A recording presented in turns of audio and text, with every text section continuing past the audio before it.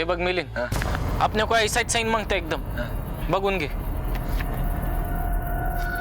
अरे ये तो अपने बायात का केली. मिलिंद 40 साइन करने में मास्टर था, और उस रात को जब उनका बेटा घर नहीं आया तब कप्तान सर बहुत दुखी हो गए थे. इसके लिए मैंने मिलिंद को पहले से बुला के रखा था.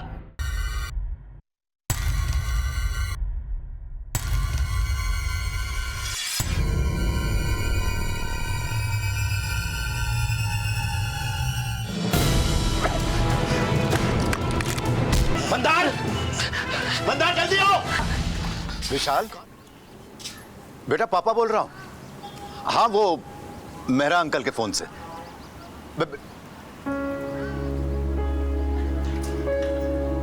क्या हुआ? काट दिया ना? बिजी था. तुम क्या जानो बिजी रहना क्या होता है. दिन भर काम लगा रहता है. ये लो अपना फोन. तुम्हारे बेटे की तरह निकम्मा नहीं है मेरा बेटा. अब जाओ दौड़ना शुरू करो. मुंह क्या देख रहे हो?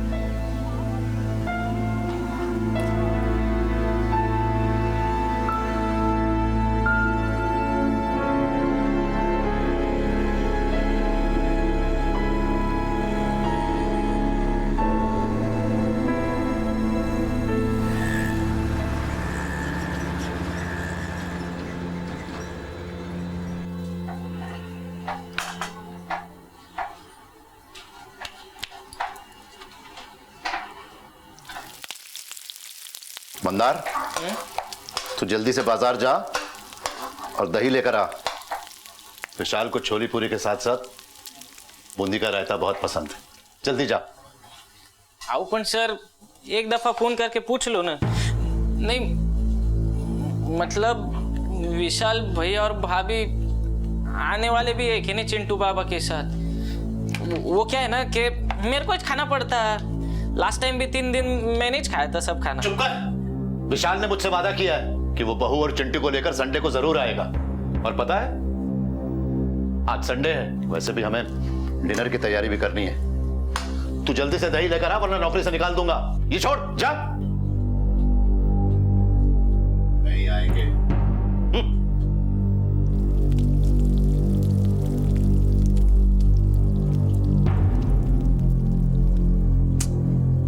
इस मंदार की आदत है आग लगाने की. चलता है वो विशाल से. अरे उसने मुझसे वादा किया है कि वो संडे को आएगा. तुम देख लेना, वो जरूर आएगा. तिनका तिनका जोड़ परिंदा आशियां बनाता है. तिनका तिनका चोंच में डाल बच्चों को पालता है. और फिर एक दिन वो बड़े हो जाते हैं और उड़ जाते हैं, मुड़कर भी नहीं देखते. सेना से रिटायर्ड कैप्टन श्रीकांत सिंह मुंबई स्थित अपने आशियाने में अपने बेटे और उसकी फैमिली की पल पल राह देख रहे थे. मेज पर डिनर भी सज चुका था. ऐसा पहले भी कई बार हुआ था. ज्यादा नहीं, लगभग 20 से 25 किलोमीटर दूर नवी मुंबई से उनका बेटा अब तक पहुंचा नहीं था. और तुनक मिजाज फौजी बाप विचलित हो रहा था.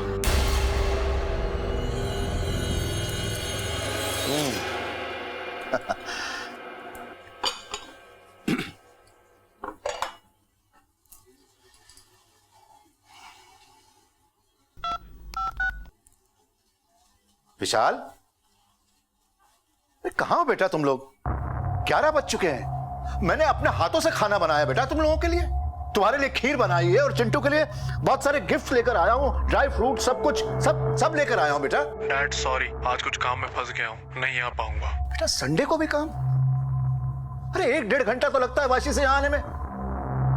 तुम्हारे पास मेरे लिए कभी टाइम ही नहीं होता विशाल. डैड प्लीज, रखता हूं, बाद में बात करूंगा. विशाल फोन मत काटना. विशाल,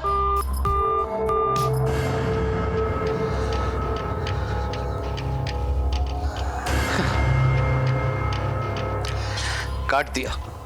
बाप से भी बात करने का टाइम नहीं है इसके पास. काम काम बस काम. पाल पोस के बड़ा किया है मैंने. मंदार, बिस्किट लेकर आओ. मंदार, कहां मर गए? सर जाकर बिस्किट लेकर आ.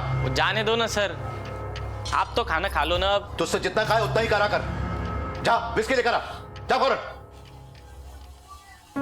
अपने हाथों से खाना बनाया मैंने. क्या फायदा हुआ? वो विस्की खत्म हो गया है सर। जब खत्म हो जाती विस्की तो लेकर आना चाहिए ना। इडियट, ये लो। दोबारा ऐसी गलती नहीं होनी चाहिए। फास्ट।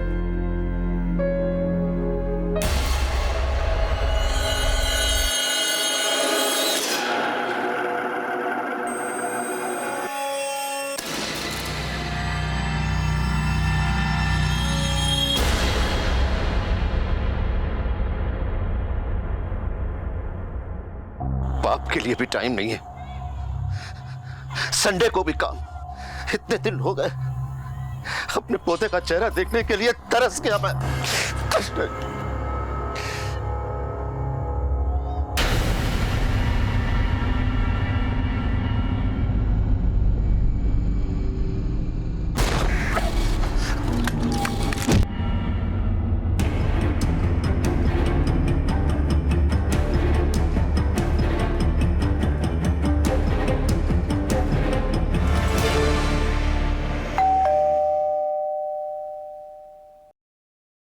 काय करतोय?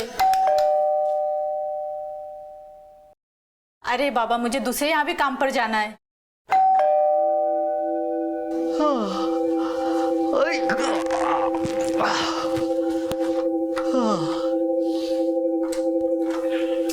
अरे काय रे बाबा, तू पण कभी से बेल बजा रही मैं। अरे आखीच नाही खोली ना मेरी, वो ना रात को थोड़ी जास्त झाली होती मला। साहब ने कान पकड़ के उठाया नहीं लगता आज तुझे? सर पण सोयले अभी तलक। तू तेरा पटपट काम कर ले, हाँ?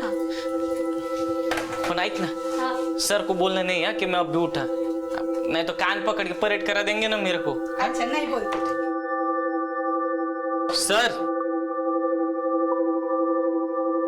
सर,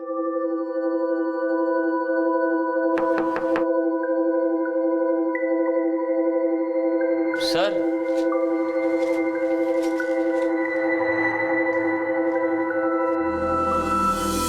अभी तक नहीं आया है मॉर्निंग वॉक से। अच्छा ही हुआ जो अभी तक नहीं आए, नहीं तो बोम्बा बोम करते थे मेरे नाम से। अगे भारती, अब तू फटाफट साफ सफाई कर ले, हाँ? मैं सर को नीचे देख के आता हूँ। बरं बरं, ठीक है। सर को देखा क्या तूने? हाँ देखा ना, रात में देखा 3:30 बजे। 3:30 वाजता? पण तेरे को कैसे मालूम? हाँ? तू तो अब भी आया होगा ना, दिन का ड्यूटी होता ना तेरा। मेरा डबल ड्यूटी है आज। वो रात वाले ने छुट्टी लिया ना, हाँ। रात में मेरा जैसे ही आंख लगा ना, गाड़ी का आवाज सुना मैं। अरे कैप्टन साहब,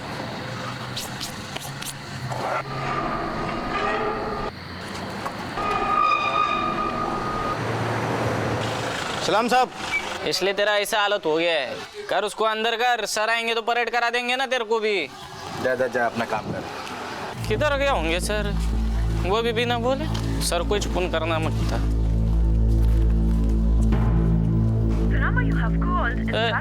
स्विच ऑफ आ रहा। किधर गए होंगे सर?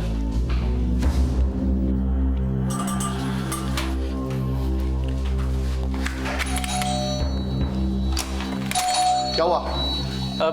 कप्तान सर को देखा क्या आपने? नहीं।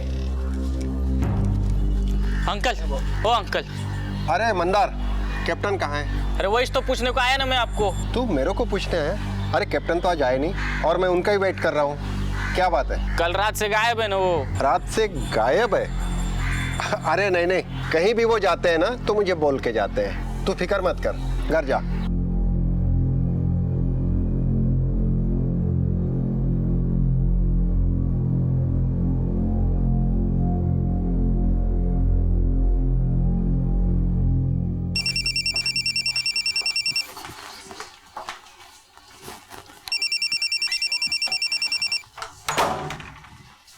बेटा बाहर जाके पढ़ाई करो।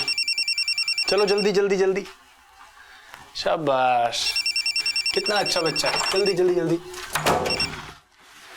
हेलो, क्या बब्बन, कितनी बार समझा करके भेजा था तुझे, फिर भी गलती। क्या करूं मैं तेरे साथ, मुझे तो समझ नहीं आता। अब तो मुझे पैसों के लिए फोन मत करना, समझा?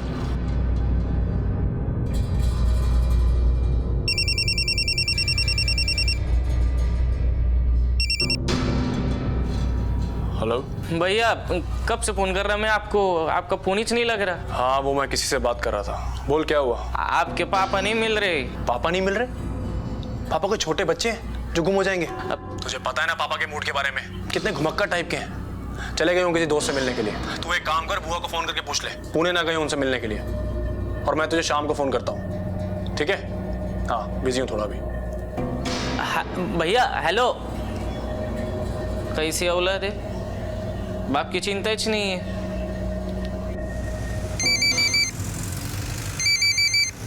तूने सब जगह पूछा ना? सबको पूछा मैंने, सब जगह देख के भी आया। कल रात से नहीं है, मेरे को तो कुछ सूझ ही नहीं रहा क्या करूं अभी। मैं फोन करके देखती हूँ, अगर रात तक घर नहीं आए तो बता देना, मैं कल सुबह जल्दी पहुंच जाऊंगी। आज की तेज भागती जिंदगी में रिश्तों को टेकन फॉर ग्रांटेड, यानी कि रिश्तों के प्रति बेपरवाही आम सी बात है। कैप्टन को लापता हुए कुछ घंटे हो चुके थे। बेटे को फुर्सत नहीं थी, नौकर को कुछ सूझ नहीं रहा था। वो शहर के लगभग सभी जानकार लोगों को फोन मिला चुका था। हर जानकार गली मोहल्ले में कैप्टन को तलाश चुका था। पर यूं अचानक कैप्टन कहां चले गए थे? नौकर की सूचना पर कैप्टन की बहन उषा चौहान पुणे से मुंबई आ पहुंची और आते ही उन्होंने गोरेगांव पुलिस स्टेशन का रुख किया। कल रात से गायब है भैया। मंदार ने फोन करके बताया मुझे। बहुत चिंता हो रही थी, इसलिए भागे भागे आ गई हूँ मैं पूना से। एक तो वैसे ही गुस्सा उनके नाक में बैठा रहता है। डर लग रहा है कि गुस्से में कहीं घर से चले ना गए हो। तुझे कैसे पता चला सिंह साहब गायब हैं? वो वॉचमैन मेरे को बोल रहा था, मतलब वो मेरे को बोला कि कल रात को 3:30 बजे सर अपने गाड़ी में किधर तो भी निकल गए। तब तो क्या कर रहा था? मैं तो सो रहा था ना साहब। सर रात को चले गए और तुझे कुछ पता नहीं चला, ऐसा तो नहीं हो सकता।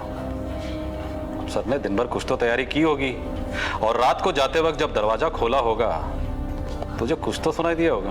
वो संडे था ना सर, तो मैं थोड़ी सी थोड़ी ज्यादा ही छो गई थी। कप्तान सर ने तो खाना भी नहीं खाया था। उनका बेटा आने वाला था ना घर पे अपने फैमिली के साथ में, मगर आए ही नहीं वो। कप्तान सर बहुत गुस्से में थे, इसके लिए मैंने भी डिस्टर्ब नहीं किया। सोचा बाप बेटे का झगड़ा है, मैं काय को बीच में पड़ूं। और वैसे भी हमारे कप्तान सर ले डेंजर है, गुस्से में आके गोली वोली मार देंगे तो क्या भरोसा।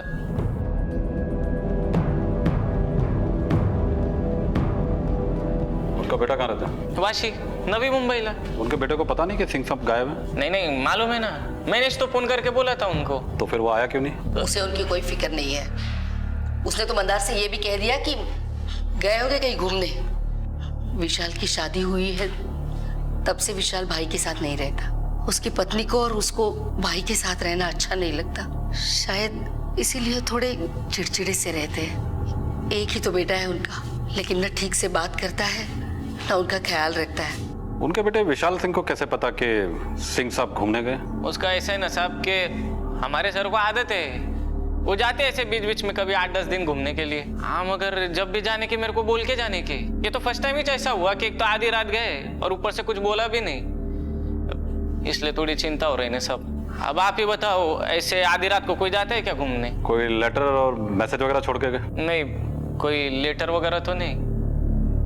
अब बस एक ट्रैवलिंग बैग नहीं है और थोड़ा बहुत कुछ कपड़ा भी नहीं है। सिंह साहब की एक फोटो दे दीजिए और कार डिटेल लिखवा दीजिए। बुआ क्या जरूरत थी पुलिस कंप्लेंट लिखवाने की? और ये तो है ही गवार, और आप भी इसकी बातों में आ गई। पता है ना तुझे पापा के मूड के बारे में? चले जाते हैं बाहर घूमने के लिए, आ जाएंगे वापस। याद है ना से 2 साल पहले क्या हुआ था? मनाली चले गए थे 10 दिन के लिए और 10 दिन में सिर्फ उन्होंने एक ही कॉल किया था। आपकी बात बराबर है भैया, पर वो मेरे को बोल के जाते, फोन करते रहते। उनका फोन भी बंद है ना। सिंपल सी बात है, मोबाइल में नेटवर्क नहीं होगा या फिर फोन की बैटरी चली गई होगी। पुलिस उनके बारे में इंक्वायरी करेगी और लोग उनके बारे में 10 तरह की बातें करेंगे, वो अलग बेवकूफ कहीं का।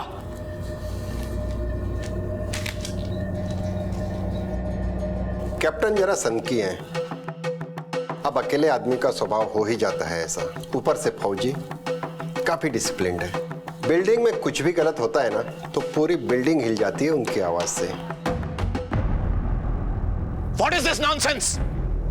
जिसने भी एक केले का छिलका फेंका है तुरंत आके उठा ले, वरना कैप्टन सिंह के गुस्से को अच्छी तरीके से जानते हो तुम लोग। कौन है?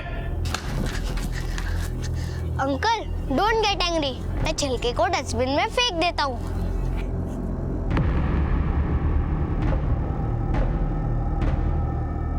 जितनी जल्दी उन्हें गुस्सा आता है ना, उतनी जल्दी वो शांत भी हो जाते हैं।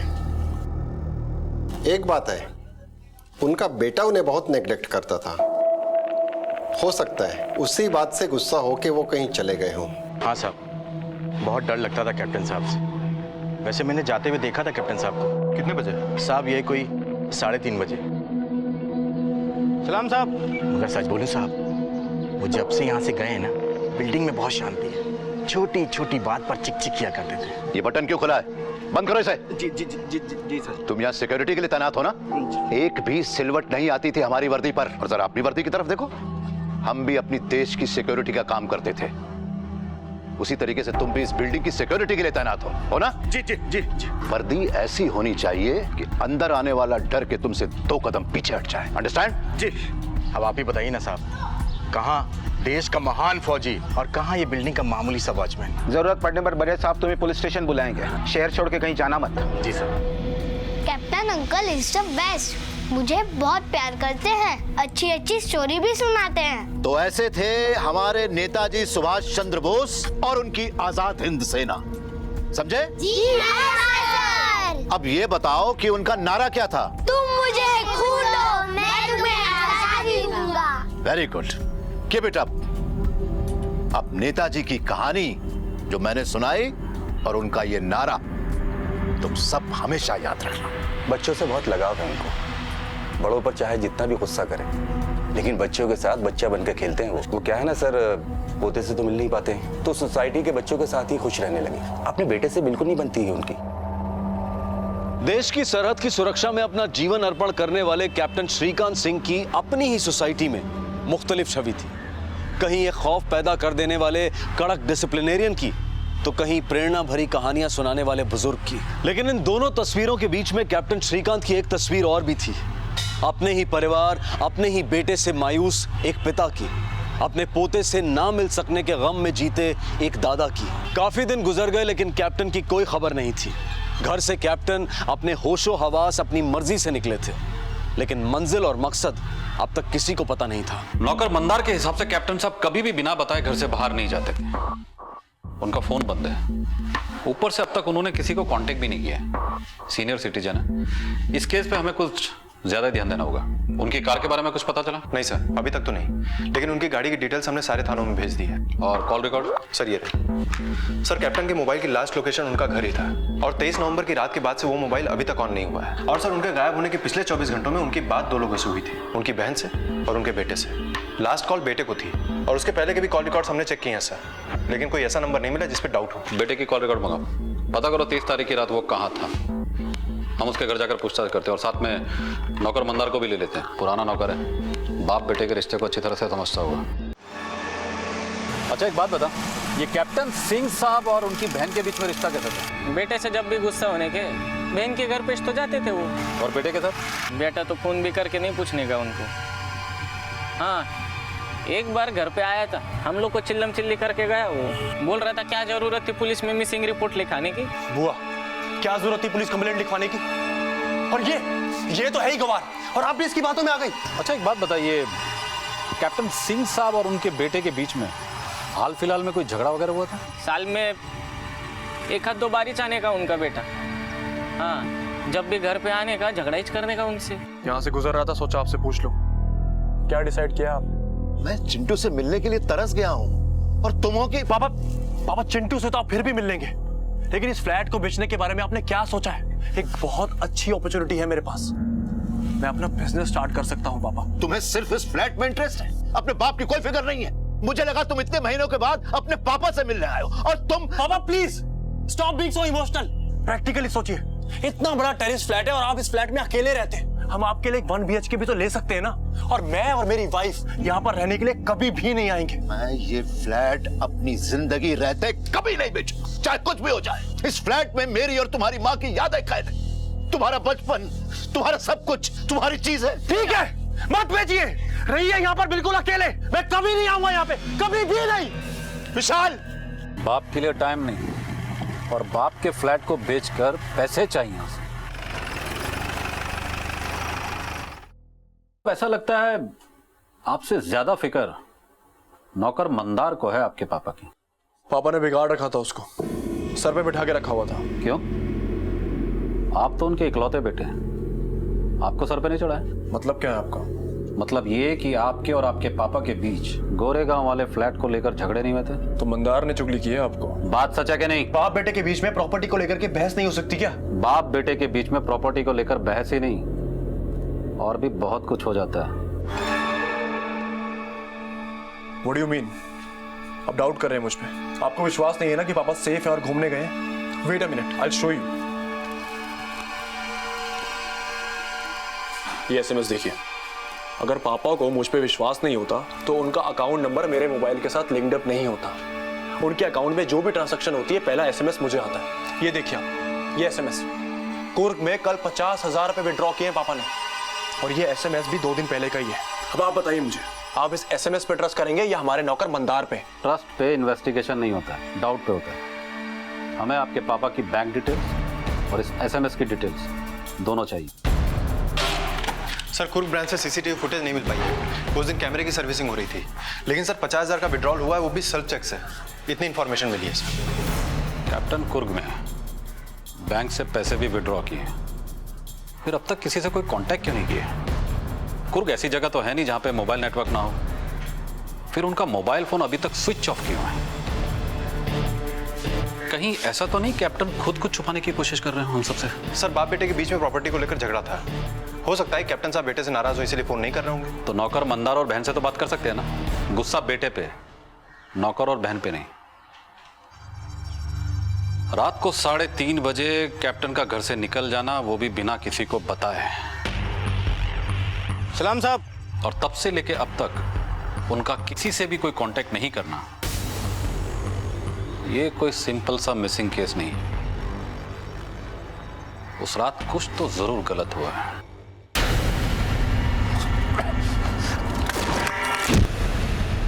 कैप्टन अपनी कार से कुर्ग तो नहीं गए होंगे, और अगर वो अपनी मर्जी से गए होंगे तो उन्होंने अपनी कार को कहीं ना कहीं पार्क तो जरूर किया होगा, और अगर उन्हें जबरदस्ती ले जाया गया है तो ले जाने वाले ने उनकी गाड़ी को इधर उधर छोड़ दिया होगा। अब इस कार का मिलना हमारे लिए बहुत जरूरी है।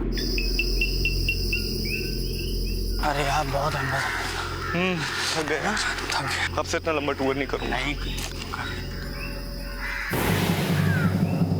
कार झाड़ियों में क्या कर रही है?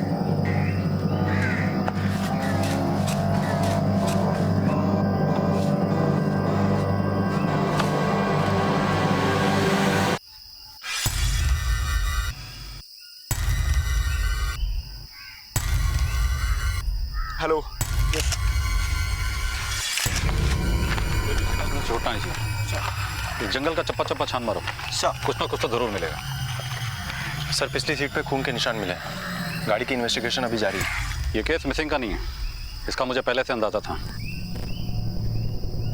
गाड़ी में खून के निशान का मिलना मतलब साफ है, ये एक हत्या का मामला है। चलो कैप्टन के घर चलकर तलाशी लेते हैं।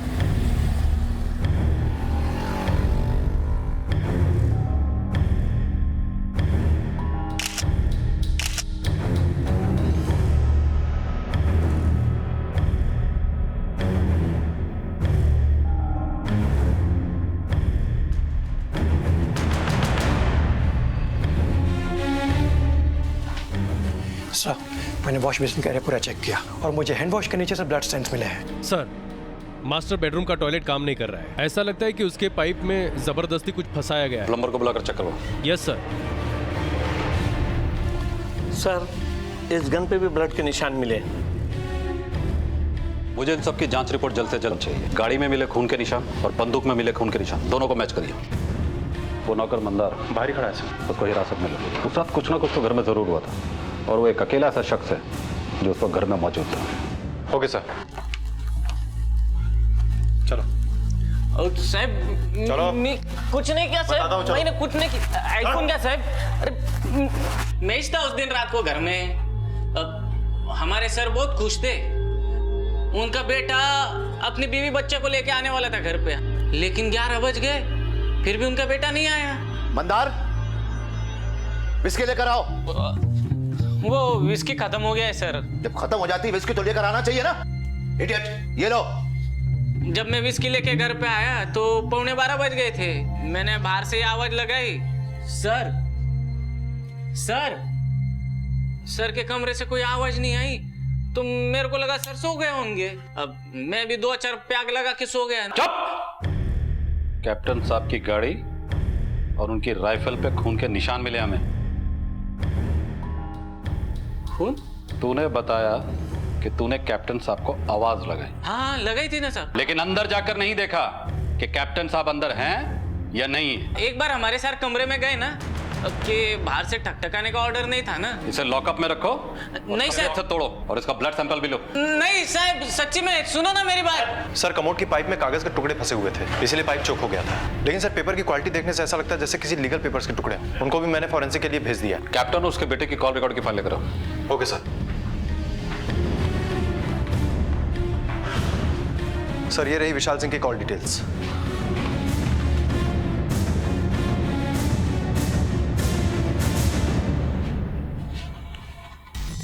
कॉल रिकॉर्ड के मुताबिक कैप्टन ने आखिरी कॉल अपने बेटे को किया था। जैसा कि मंदार ने बताया कि अब कैप्टन ने अपने बेटे से बात की, फिर वो अपने कमरे में चले गए। बेटा घर आने वाला था लेकिन आया नहीं। कैप्टन के बेटे विशाल सिंह के मोबाइल के लोकेशन के मुताबिक वो घर के आसपास ही था।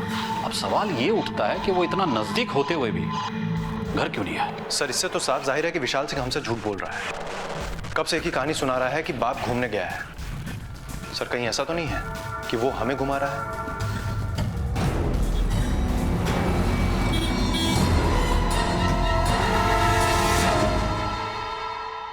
अब तक आपको यह बात तो पता चल ही गई होगी कि ये केस एक मिसिंग का केस नहीं बल्कि उससे कहीं ज्यादा है। आपके पापा के घर और गाड़ी दोनों जगह से हमें खून के निशान मिले। बहुत चिंता हो रही है मुझे मेरे पापा की। बहुत देर कर दी चिंता करने में। वैसे अब एक बात की और चिंता होगी आपको। 23 नवंबर की रात आप अपने पापा के घर से लगभग 1 किलोमीटर की दूरी पर थे। हाँ मैं पास में था। तो ये बात आपने हमसे छुपाई क्यों? ये बात मुझे इतनी इंपॉर्टेंट लगी नहीं। 1 किलोमीटर की दूरी पर अपने पापा से मिलने नहीं जाना ये इंपॉर्टेंट नहीं है या फिर आपके पापा आपके लिए इंपॉर्टेंट नहीं है? आप लोग मुझे गलत समझ रहे हैं। एक्चुअली मेरी वाइफ की मेरे पापा से बिल्कुल बनती नहीं है। उनके डिसिप्लिन नेचर की वजह से ये वहां पर जाना पसंद ही नहीं करती है। जरा हमें भी तो बताइए कि आपकी वाइफ को आपके पापा से क्या प्रॉब्लम थी? सर पापा के साथ रहने का मतलब है कि आर्मी के रूल्स को फॉलो करना। 6 बजे उठ जाओ, रात को 9 बजे सो जाओ, सुबह जॉगिंग पे जाओ, रात को टाइम पर खाना खाओ। और ये सारे रूल्स पूरी फैमिली के लिए थे। इसलिए मेरी वाइफ वहां पर जाना बिल्कुल भी पसंद नहीं करती थी। और उस रात तो हम सर वहां पर गए ही नहीं। हम लोग तो पास के रेस्टोरेंट में डिनर कर रहे थे। अगर आपको विश्वास नहीं होता तो आप हमारे क्रेडिट कार्ड के बिल्स चेक कर सकते हैं। कमाल की बात है, बिना पूछे ही आप हमें एविडेंस बता देते हैं, फिर चाहे वो SMS हो या क्रेडिट कार्ड के बिल। लेकिन पता नहीं क्यों मुझे ऐसा लग रहा है कि आपके पिता गायब हैं लेकिन आप कुछ ज्यादा ही रिलैक्स्ड हैं। आप कैसी बात कर रहे हैं? वो मेरे पापा हैं।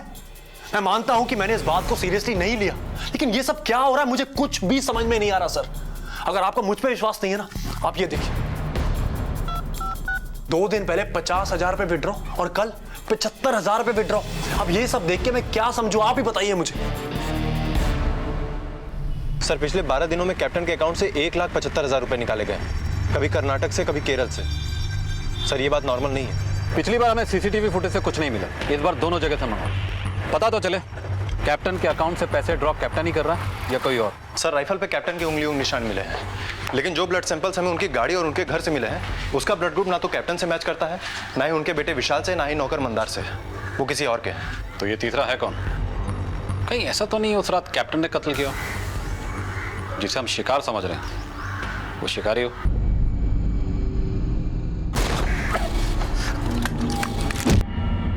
सर वॉचमैन के हिसाब से कैप्टन 3:30 बजे रात में गाड़ी में निकले। हो सकता है गाड़ी में लाश हो, उसी की जिसके ब्लड सैंपल्स हमें मिले हैं। सलाम साहब। हो सकता है कैप्टन लाश को ठिकाने लगाने के बाद भागते फिर रहे हो। सर मंदार रिमांड पे है, उसका क्या करना है? वार्निंग देके छोड़ दो, उससे कहो मुंबई से बाहर ना जाए। Okay sir. बैंक से CCTV फुटेज आई है।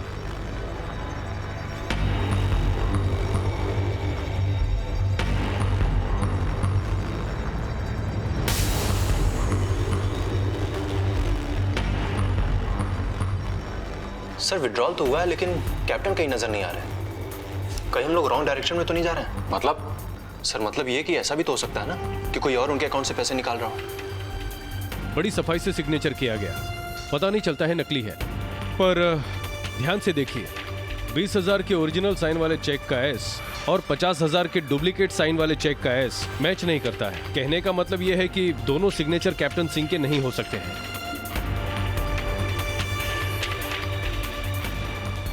आर यू श्योर ये सिग्नेचर कैप्टन श्रीकांत सिंह के नहीं? या आई एम 100% श्योर।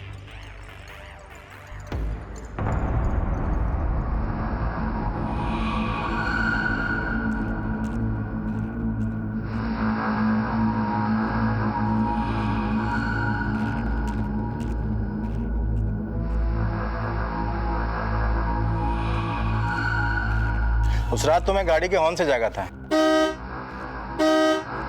पर हाँ साहब, गाड़ी कैप्टन साहब की थी। सलाम साहब। गाड़ी के अंदर कैप्टन साहब ही थे? पक्का नहीं बोल सकता साहब। मतलब साफ है, वॉचमैन ने कार देखी, कार में किसी को देखा, लेकिन कार के हेडलाइट्स चालू होने की वजह से वो पहचान नहीं पाया। और सबसे बड़ी बात, वॉचमैन उस वक्त नींद में था और अक्सर ऐसे समय में दिमाग खुद ब खुद कुछ तस्वीरें बना लेता है, और हो सकता है इसी के चलते उसे ऐसा लगा हो कि उसने कैप्टन साहब को गाड़ी से बाहर जाते हुए देखा, या फिर कोई और गया जिसे ये पहचान नहीं पाया। हो सकता है सर।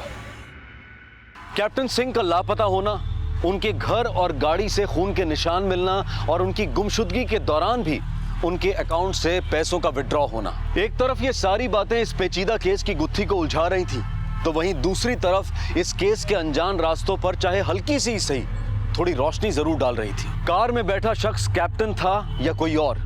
बैंक अकाउंट से पैसे कैप्टन ने निकाले थे या किसी और ने? खून के धब्बे कैप्टन, उसके बेटे, उसकी बहन या नौकर के नहीं थे तो फिर किसके थे? सर, जैसा कि मेरा अनुमान था, फॉरेंसिक रिपोर्ट भी यही कहती है कि कमोड की पाइप से हमें जो टुकड़े मिले थे वो किसी लीगल पेपर्स के थे। सर, वो पेपर्स कैप्टन की वसीयत का ड्राफ्ट था, मगर रफ ड्राफ्ट, जो किसी वकील के बनवाने के पहले के होते हैं, जिसमें ना ही किसी नोटरी के सिग्नेचर होते हैं, ना ही स्टैम्प। लेकिन सर, इस वसीयत पे किन किन लोगों के नाम थे ये पता नहीं चल पाया है, क्योंकि पेपर बुरी तरह से गल चुका था। कैप्टन की वसीयत के हकदार सिर्फ दो शख्स हैं, एक उनका बेटा, दूसरे उनकी बहन। प्रॉपर्टी पे नजर उनके बेटे की, कमोड के पाइप में मिले वसीयत के फटे हुए टुकड़े और घर से मिले खून के निशान इस बात का सबूत है कि उस रात घर में कोई ना कोई वारदात तो जरूर हुई थी। कहीं ऐसा तो नहीं कि कैप्टन साहब ने अपने बेटे को वसीयत से बेदखल कर दिया और गुस्से में आकर बेटे ने बाप को मरवा डाला हो, और उसने किसी को इस काम पे लगा दिया हो कि रेगुलर इंटरवल पे बैंक से पैसे विड्रॉ करता रहे, ताकि किसी को कोई शक ना हो और सबको ये लगे कि कैप्टन साहब जिंदा है। हो सकता है सर। कैप्टन साहब का कोई ना कोई लीगल एडवाइजर तो जरूर होगा। पता लगा उनका लीगल एडवाइजर कौन है? मैं ना सिर्फ लीगल एडवाइजर हूँ, बल्कि उनका दोस्त भी। कैप्टन साहब ने एक वसीयत बनवाई थी, शायद वो वसीयत आपने ही बनाई होगी। कैप्टन साहब वसीयत बनाने का इरादा रखते थे, इस बारे में मेरी उनसे बात भी हुई, लेकिन फाइनल ड्राफ्ट बना नहीं। आपकी जानकारी में कैप्टन साहब ने अपना फ्लैट और बाकी की जायदाद किसके नाम की? बेटे के नाम। एक ही बेटा है उनका, और किसके नाम करते? क्यों? उनकी तो एक बहन भी हो सकता है कुछ हिस्सा बहन के नाम किया हो। हमने सुना है कि कैप्टन साहब और उनके बेटे के बीच संबंध कुछ कड़वे थे। कैप्टन साहब उससे नाराज रहा करते थे, लेकिन फिर भी जहां तक वसीयत का सवाल है, वो अपने बेटे के नाम ही करना चाहते थे। रिश्तों से बढ़कर दुनिया में कोई दौलत नहीं है, लेकिन जब वही धन दौलत दाव पर लग जाए तब रिश्ते रेत पर फैली ओस की तरह गायब हो जाते हैं। क्या बेटा, क्या बाप। घर के कमोड में वसीयत के कागज के टुकड़े मिलते हैं, बेटा बाप की गुमशुदगी से बेफिक्र नजर आता है, तो ऐसे में पुलिस का शक कैप्टन के बेटे विशाल सिंह पर जाना गैर लाजमी तो नहीं? हो सकता है कि कैप्टन ने अपने लापरवाह बेटे को वसीयत से बेदखल कर दिया हो। ऐसे में कैप्टन की मौत से बेटे विशाल के लिए संपत्ति का रास्ता एकदम साफ हो जाता है। खैर, पुलिस सिर्फ विशाल पर शक कर सकती थी, कानूनी कार्रवाई नहीं, क्योंकि उनके पास विशाल के खिलाफ कोई ठोस सबूत नहीं थे। और तभी तफ्तीश का एक तार सबूत की शक्ल में सामने आया। हाँ बोले देश पांडे। सर, कार में मिला हुआ खून का सैंपल कैप्टन के घर में मिले हुए खून के सैंपल से बराबर मैच होता है, मगर एक बेहद इंटरेस्टिंग फैक्ट सामने आया है, और वो ये है कि इस आदमी का डीएनए एक और आदमी के डीएनए से मैच होता है, और वो कैप्टन के बहुत ही करीबी है। किसे?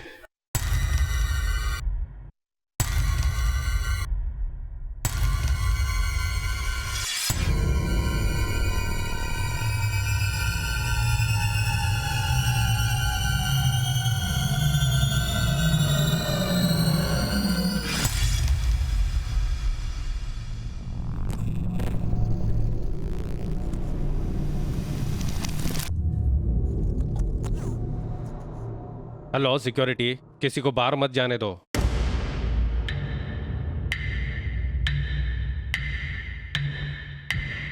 एक मिनट सर, कुछ सिक्योरिटी प्रॉब्लम है। अरे सर प्लीज सर, रुकिए सर। अरे बोला ना सर, सर अरे सर पकड़ो इसको। अरे ये चोर है। छोटे चोर है, भाग रहा है, पकड़ो। अरे पकड़ो इसको। इंस्पेक्टर साहब लेके जाइए, ये चोर है, लेके जाओ साहब। जिंदगी का सफर रहस्यों से भरा है। यहाँ राह चलते कौन सामने आ जाए कहना मुश्किल है। बैंक के सीसीटीवी फुटेज में ये कौन शख्स था?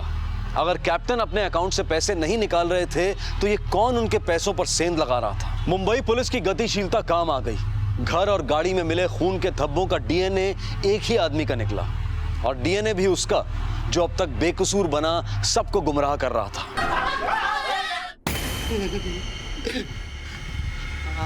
आओ साहब,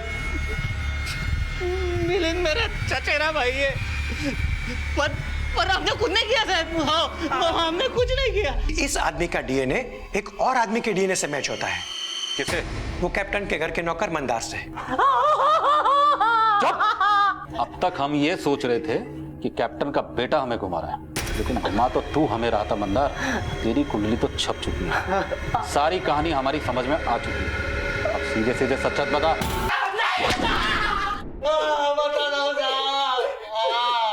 सब कुछ सच सच बताता हूँ। मैंने कप्तान सर से कर्जा लिया था। पहले वो 50,000 लौटा जो मैंने तुझे दिए थे। दे दूंगा ना सर, वो भी दे दूंगा। हाँ, किधर भाग के जाऊंगा? 10 सालों से आपके इधर इस तो काम कर रहा ना मैं। हाँ, और मेरे को खाली 1 लाख रुपया होना। वैसे भी आपके पास क्या कमी है सर? कमी नहीं है क्या मतलब? लुटा दो तुझ पे? बेटा है मेरा, पोता है मेरा। वो आते क्या आपको देखने को? कभी आपका दवा पानी खाना पीना ख्याल रखना सबको मैच तो करता। पिछले 10 सालों से आपकी सेवा कर रहा मैं, आप मेरे को 1 लाख नहीं दे रहे? हा? और ऐसी औलाद को दे रहे जो कभी थूकती भी नहीं आप पर। Shut up! मेरे को शट अप कर सकते हैं आप, नो करे ना मैं, मगर सर वो है क्या किसी काम का? हाँ, आप उनके लिए खाना बना के रखते हो, लेकिन मेरे को तो खाना पड़ता ना। वो बचा कुचा कुत्ते खाते। वो आपकी बहू नफरत करती है आपसे, नफरत। और ऐसे ही परिवार को सब कुछ लुटाना चाहते हो आप। आपका दूसरा कोई बेटा होता ना तो कम से कम 2-4 दिनों के लिए तो पोते को छोड़ के जाता आपके पास। पर विशाल भैया तो वो भी नहीं करते, और उसे कोई सब कुछ देने चले हो आप। वाह सर वाह।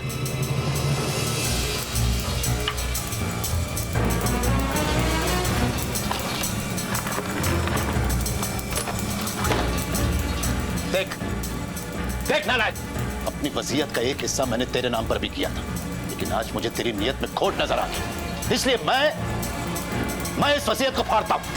नहीं सर, सॉरी सर, गलती हो गया सर, दोबारा ऐसी गलती नहीं होगी ना सर। सॉरी सर, माफ कर दो सर। सर कर दो सर, माफ कर दो सर, हाथ जोड़ दो सर। सुन, मैंने तुझ पर भरोसा किया था जो आज टूट गया। अगर फौजी का भरोसा एक बार टूट जाए तो दोबारा वो गलती नहीं करता। Once a traitor is always a traitor।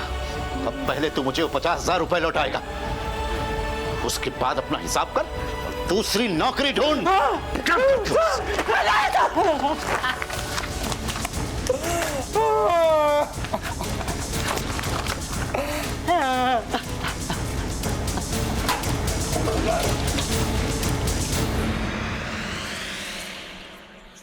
मेरे को लगा कप्तान सर का गुस्सा 1-2 दिन में ठंडा हो जाएगा, हमेशा नहीं होता था। पर इस बार तो उन्होंने ठानी रखा था कि मेरे को काम पे से निकाल देंगे। इसके लिए मैंने अपने भाई मिलिंद को बुलाया। ये बग मिलिंद, अपने को ऐसा ही साइन मांगता एकदम बगुनगे। अरे ये तो अपने बायत का के लिए। मिलिंद जाली साइन करने में मास्टर था, और उस रात को जब उनका बेटा घर नहीं आया तब कप्तान सर बहुत दुखी हो गए थे। इसके लिए मैंने मिलिंद को पहले से ही बुला के रखा था।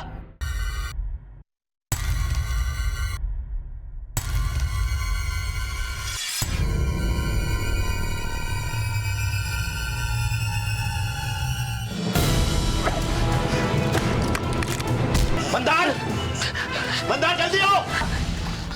कहां से आया?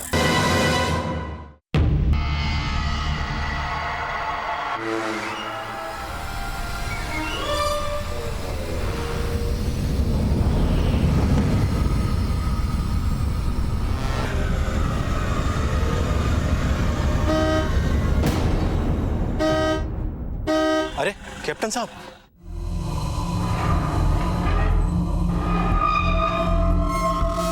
सलाम साहब। अब ये बता, कैप्टन साहब की बॉडी कहाँ है?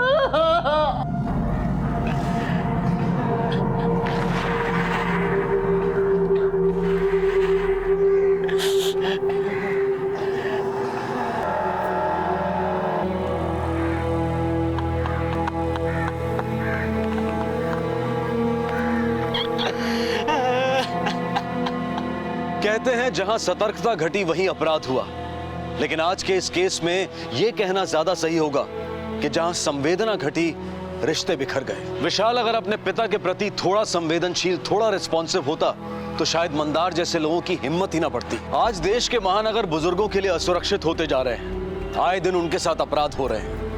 ताउम्र हमारी सुरक्षा करने वाले आज बेहद असुरक्षित हैं। मंदार और उसके साथी मिलिंद पर आईपीसी की धारा 25, 27, 54 और 61 के तहत कड़ी कार्रवाई की गई। माँ बाप वो दौलत है जिसके बदले में जहां भी मिल जाए तो कम है, लेकिन शायद इस बात का इल्म हमें तब होता है जब वो हमारे बीच नहीं रहते। अपने बुजुर्गों का, अपने माता पिता का ख्याल रखें, उनकी इज्जत करें, उन्हें भरपूर प्यार दें। इसी विचार के साथ मैं अनूप सोनी आपसे विदा लेता हूं। फिर मुलाकात होगी अगले एपिसोड में और खुलासा करेंगे एक और जुर्म का। तब तक अपना और अपने परिवार का ख्याल रखें और देखते रहें क्राइम पेट्रोल डायल 100। सबक एक को, सीख हम सबको। जय हिंद।